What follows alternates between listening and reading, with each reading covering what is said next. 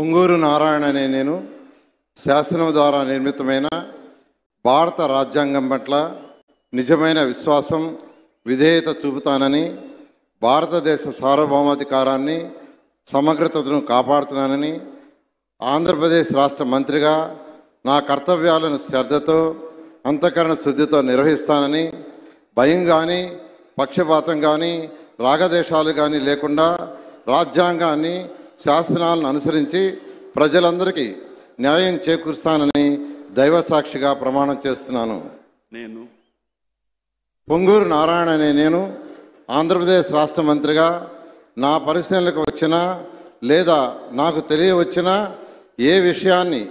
నా కర్తవ్యాలను సక్రమంగా నిర్వహించేందుకు అవసరమైన మేరకు తప్ప ప్రత్యక్షంగా కానీ పరోక్షంగా కానీ ఏ వ్యక్తికి లేదా